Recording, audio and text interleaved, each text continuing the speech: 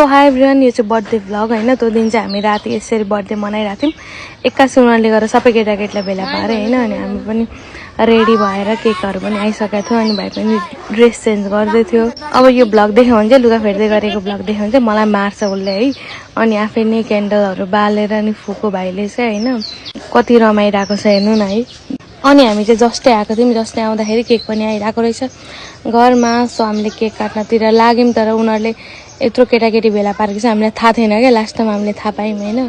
अनि थाहा पाइसकेपछि केक सेक काट्यौँ, कति मजाले बालीओरी आफै फुटेको होइन। यहाँ सानो एउटा क्युट बहिनी पनि थिइन् होइन। हेर्न रमाएका सबैजना एकदमै रमाइरहेका छन्।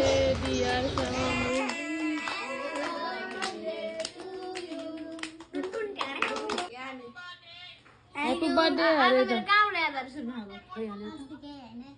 हैप्पी बर्थडे मोटू अरे थ्याङ्क यू।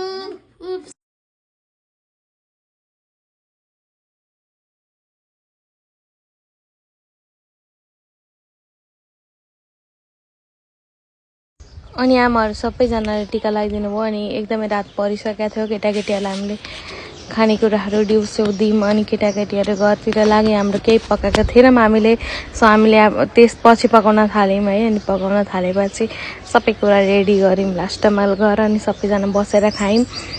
अनि हामी चाहिँ यतिजना थियौँ लास्ट टाइममा चाहिँ 9-10 बजेतिर खाना खायौँ हामीले।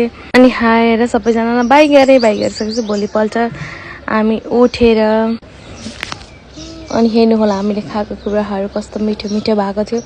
अनि हामी बिहानै उठ्यौँ होइन। भोलिपल्ट हो यो चाहिँ घर आउने दिन। अनि उठेर बारीतिर गयौँ। बारी हेर्न गएको हामी चाहिँ, हाम्रो पनि एउटा बारी थियो हेर्न गएको। अनि माइजूहरूको हेर्नु ड्र्यागन फ्रुट कति धेरै रोप्नु भएको छ। अनि यो चाहिँ कस्तो राम्रो देखिरहेको थियो। अनि हामीले यहाँनिर गएर भिडियो बनायौँ सबैजनाले। कस्तो राम्रो देखेको थियो हेर्नु यसको नजारा नै होइन।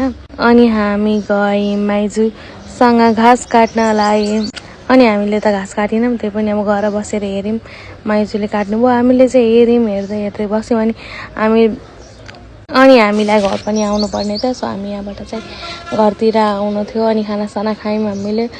अनि फेरि घाँस काटेर गएर खानासाना रेडी भयो, खाएर ओरेर हामी चाहिँ घरतिर निस्क्यौँ 4जना। अनि धेरै भएको थियो। उसको उखुको जुस नखाएको, सो उखुको जुस खायौँ। अनि एउटा सेक लियौँ। अनि हामी घरतिर लाग्यौँ। अनि बसभित्र गएर हामीले चाहिँ सेक खायौँ। पर्जलमा बसेको थियौँ। अनि एक झपको सुत्दाखेरि त घर आइपुगेको। Thank you for watching guys, bye bye. हामी त 1 घन्टामै घर आइपुगेको थियौँ मिठेरी पछि। Bye bye, take care.